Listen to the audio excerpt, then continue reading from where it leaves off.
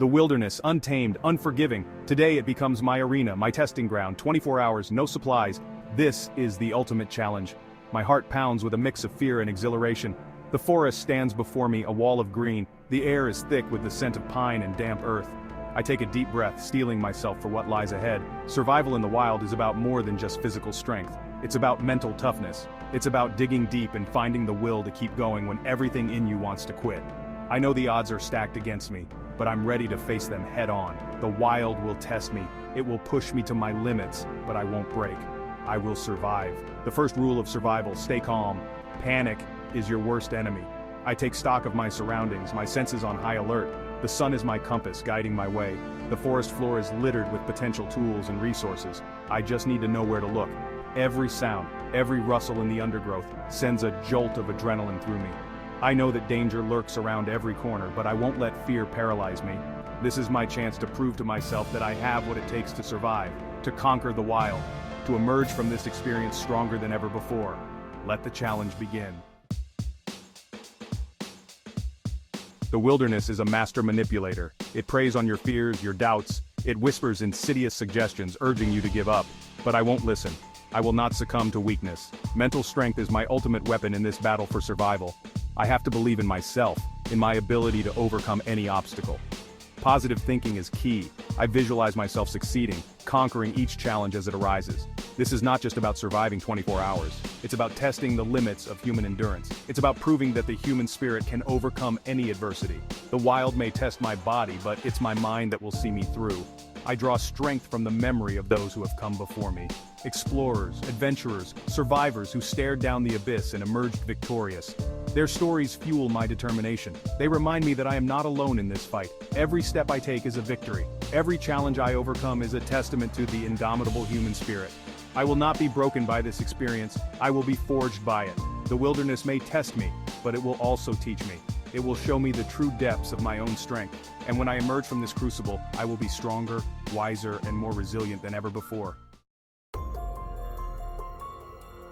The rumble in my stomach is a constant reminder of the challenge ahead. Finding food is paramount. My eyes scan the forest floor, searching for any sign of edible plants. Knowledge is power in the wilderness, and I need to use every bit of knowledge I possess to survive. I remember reading about edible berries and roots that grow in this region. I spot a cluster of familiar-looking berries, but caution is key. Many berries that look edible can be poisonous. I carefully examine the leaves, the stems, comparing them to the images etched in my memory. Survival hinges on these small, crucial decisions. After a thorough inspection, I confirm their safety. Relief washes over me as I savor the sweet, tart taste of survival. But berries alone won't sustain me for long. I need a source of protein. My eyes scan the trees, searching for any sign of bird nests or small animals. The wilderness provides, but it also demands respect. I must become a predator, a hunter, if I want to survive. The thought of taking a life weighs heavily on me. But survival is a primal instinct, and I must do what is necessary. Using only the resources available to me, I fashion a rudimentary snare from vines and branches. It's a long shot, but it's the best chance I have. The trap is set, a silent testament to my will to live. Now, I can only wait and hope that fortune favors the bold. The sun beats down on me, relentless and unforgiving. Sweat stings my eyes, a constant reminder of my body's desperate need for water. Dehydration is a silent killer in the wilderness, and I need to find a source of clean water fast. My throat feels like sandpaper, each swallow a struggle. The sound of running water would be like music to my ears. I remember a trick I learned about finding water in the wild. Follow the animals. They are drawn to water sources just as I am. I scan the forest floor for tracks for any sign of animal activity. Hope surges through me as I spot a deer trail leading down a gentle slope. Where there are deer, there must be water. The trail leads me to a small, bubbling stream. Relief washes over me, but I know better than to indulge just yet. The water may look clean, but it could harbor harmful bacteria or parasites. I need to purify it before I can drink. Using my surroundings, I construct a rudimentary filter using layers of sand, charcoal from the fire pit, and cloth from my shirt. It's a slow process, but every drop that filters through is a victory. Finally, I have a canteen of safe drinking water. I savor each sip, feeling life flow back into me. The wilderness may test me, but it also provides. I just need to know where to look, and how to use my ingenuity to survive. As the sun begins its descent, the temperature plummets. The wind picks up, carrying with it the threat of rain. I need shelter, and fast. Hypothermia is a real danger, and I can't afford to be caught unprepared. The forest floor is damp and cold. I need to find a way to get off the ground. I scan the area, searching for a suitable spot. A fallen log catches my eye, its base sheltered by a rocky overhang. It's not perfect, but it will have to do. Using branches and leaves, I start to build a makeshift shelter. Time is of the essence, and I work with a frantic energy. The first drops of rain begin to fall, heavy and cold. I curse under my breath, urging myself to work faster.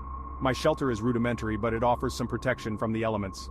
I huddle inside, shivering uncontrollably. The wind howls through the trees, an eerie symphony of nature's fury. The rain continues throughout the night, a relentless drumming against my flimsy shelter. Sleep is impossible. I lie awake, listening to the sounds of the storm, my mind racing. This is the wilderness at its most unforgiving, but I am still here. I am still alive. And that is a victory in itself. The forest comes alive at night. The darkness amplifies every sound, every rustle in the undergrowth. I lie awake in my makeshift shelter, my senses on high alert. The darkness is both my enemy and my protector. It hides me from danger, but it also conceals the dangers that lurk around me. The hooting of an owl pierces the silence, sending shivers down my spine. I imagine glowing eyes watching me from the darkness, unseen predators stalking their prey. Fear is a primal instinct, a survival mechanism, but I refuse to let it consume me. I focus on controlling my breathing, on calming my racing heart. The embers of my fire cast dancing shadows on the walls of my shelter. The warmth is a welcome comfort in the cold night air. I feed the flames with small twigs and branches, keeping the fire alive throughout the long dark hours.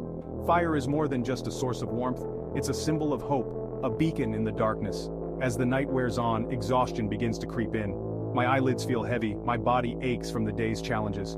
But I know that sleep is a luxury I can't afford. I must remain vigilant.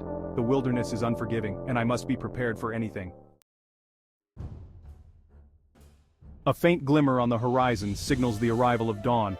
Relief washes over me as the first rays of sunlight pierce through the canopy. The storm has passed, leaving behind a world washed clean. The forest is alive with the sound of birdsong, a symphony of life after the storm. I emerge from my shelter stiff and sore, but overwhelmingly grateful to have survived the night. The air is crisp and cool, carrying the scent of damp earth and pine needles. I take a deep breath, savoring the feeling of the sun on my face. The world seems new, reborn. As I make my way back to the edge of the forest, I can't help but feel a profound sense of awe at the power and resilience of nature. For the past 24 hours I have been tested like never before. I have faced my fears, pushed my limits, and emerged victorious. The experience has changed me. I have a newfound respect for the wilderness, for its beauty, its power, and its unforgiving nature. I have gained a deeper understanding of my own capabilities, of the strength that lies dormant within us all. And I have learned that sometimes the greatest challenges lead to the most profound rewards.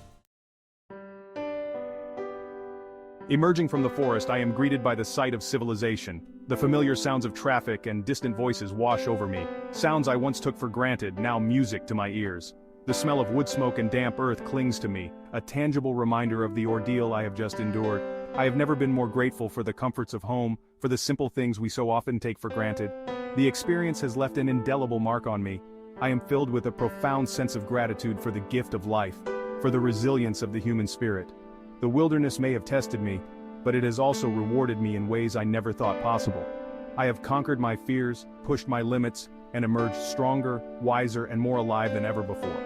This challenge was never about proving anything to anyone but myself. It was about confronting my own mortality, about testing the limits of human endurance. It was about discovering the strength that lies dormant within us all, waiting to be unleashed. And in the process, I discovered a profound connection to the natural world, a deep respect for the delicate balance of life that sustains us all.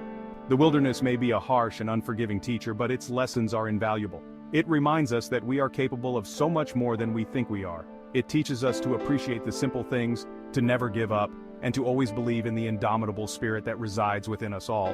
And those, my friends, are lessons worth learning.